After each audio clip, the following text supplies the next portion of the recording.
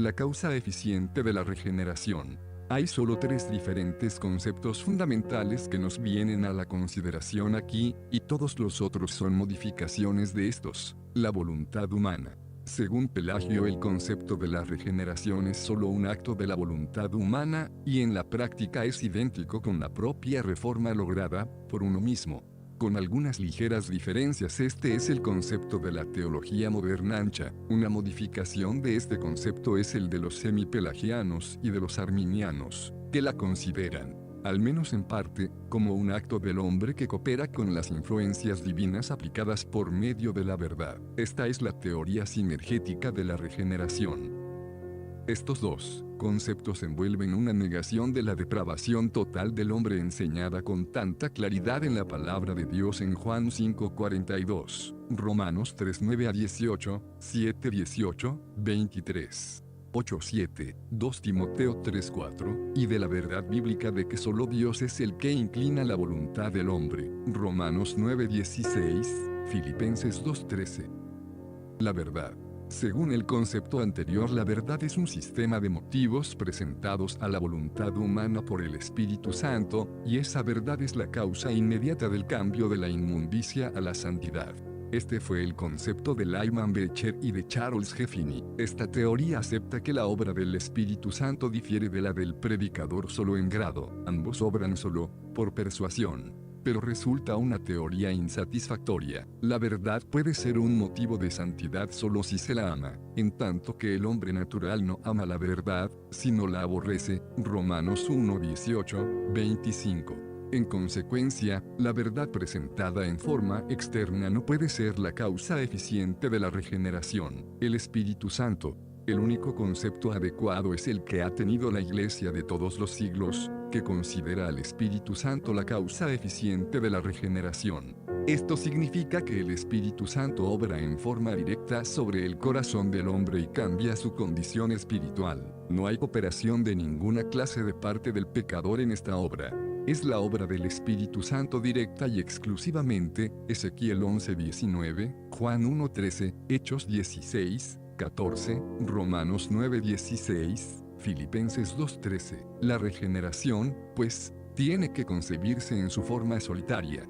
Dios solamente obra, y el pecador no tiene parte ninguna en esa obra. Esto, de consiguiente, no significa que el hombre no coopere en etapas posteriores en el trabajo de la redención. De la Escritura se desprende con claridad que el hombre lo hace. El uso de la palabra de Dios como un instrumento en la regeneración. Se puede preguntar si la palabra de Dios o usa como un medio en la regeneración o no, o como con frecuencia se hace la pregunta, si la regeneración es mediata o inmediata. La importancia adecuada de la pregunta. Se requiere una discriminación cuidadosa para evitar equivocaciones. 1. Cuando los antiguos teólogos reformados insistían sobre el carácter inmediato de la regeneración, con frecuencia le daban al término inmediato una connotación que ya no tiene en la actualidad. Algunos de los representantes de la escuela de Saumur, como Cameron y Pajon, enseñaron que en la regeneración el Espíritu Santo ilumina y convence de manera sobrenatural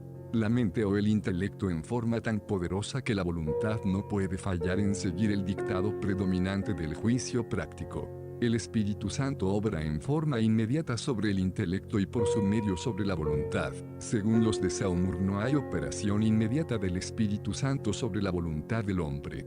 En oposición a estos hombres, los teólogos reformados acentúan por lo general el hecho de que en la regeneración el Espíritu Santo también obra en forma directa sobre la voluntad del hombre, y no nada más por mediación del intelecto. En la actualidad, la pregunta sobre la regeneración mediata o inmediata es un poco diferente, aunque sigue siendo pregunta relacionada.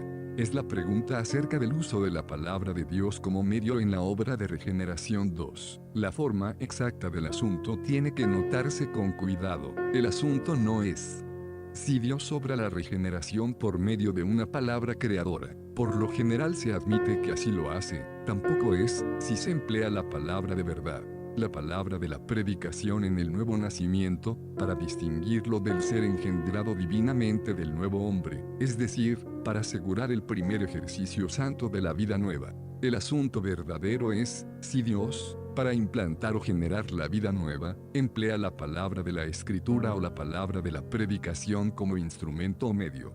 Al discutir este asunto en tiempos anteriores se sufrió con frecuencia de la falta de una adecuada discriminación, consideraciones que favorecen una respuesta negativa. El Dr. Zed dice: la influencia del Espíritu Santo puede distinguirse de la verdad, de la del hombre sobre el hombre, 2 de la de cualquier instrumento o medio de que se trate.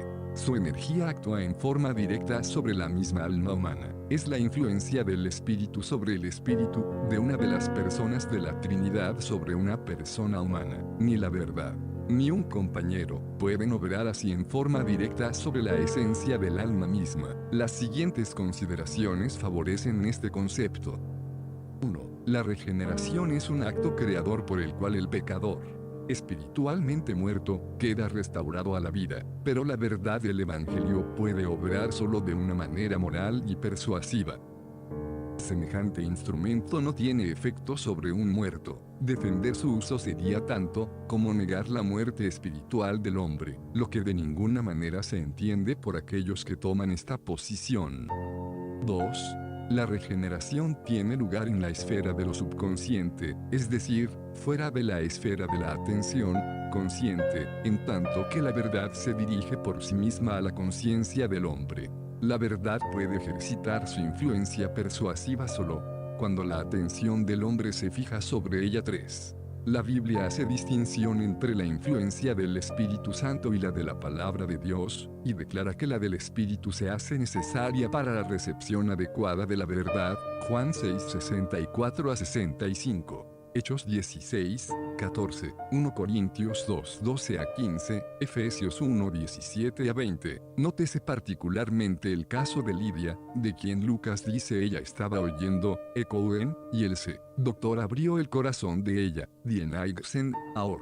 Un solo acto, para que estuviese atenta, prosechen de resultado o propósito, a lo que Pablo decía. Pasajes de la Biblia que parecen probar lo contrario. 1. En Santiago 1:18 leemos el: de su voluntad, nos hizo nacer por la palabra de verdad, para que seamos primicias de sus criaturas.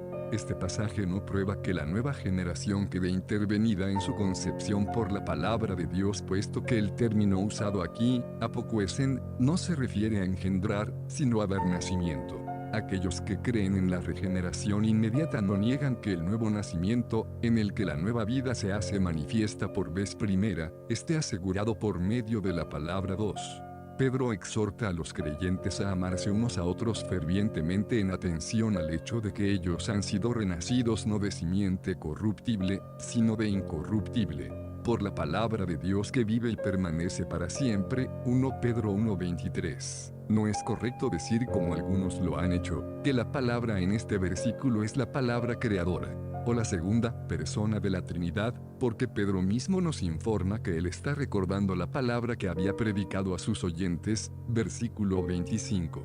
Pero está en perfecto orden señalar que aún genao, la palabra que aquí se usa, no se refiere siempre a un acto de engendrar mediante un ser masculino, sino que puede denotar también el acto sinónimo de dar nacimiento al niño. Esto es por completo evidente según se ve en pasajes como Lucas 1:13, 57, 23:29, Juan 16:21, Gálatas 4:24. En consecuencia, no hay autorización para afirmar que Pedro en este pasaje se refiere al acto inicial en la regeneración, es decir, el acto de engendrar. Y si se refiere a regeneración en un sentido más amplio, entonces el pasaje no ofrece ninguna dificultad en relación con el asunto que estamos considerando. La idea de que se refiere aquí al nuevo nacimiento está favorecida por el hecho de que los lectores están representados como habiendo nacido de nuevo de una semilla que evidentemente ya había sido implantada en sus almas. Compárese Juan 1:13. No es necesario identificar la semilla con la palabra. 3. Algunas veces se hace violencia sobre la parábola del sembrador para favorecer la idea de que la regeneración tiene lugar por medio de la palabra. La semilla en esta parábola es la palabra del reino. El argumento es que la vida está en la semilla y brota de la semilla. En consecuencia, la nueva vida viene de la semilla de la palabra de Dios. Pero, en primer lugar, esto se sale de propósito, porque resultaría muy difícil decir que el espíritu o el principio de la vida nueva está encerrado en la palabra. En la misma forma en que el germen viviente está encerrado en la semilla, esto nos recuerda un concepto un tanto luterano del llamamiento, según el cual el espíritu está en la palabra de manera que el llamamiento siempre resulta efectivo si el hombre no pone un tropiezo en el camino, y en segundo lugar, esto es hacer presión sobre un punto que para nada es el tertium comparationis. El Salvador quiere explicar en esta parábola cómo acontece que la semilla de la palabra lleva fruto en algunos casos, y en otros no, lleva fruto solo en aquellos casos en los que cae en buena tierra, en corazones preparados en tal forma que pueden entender la verdad.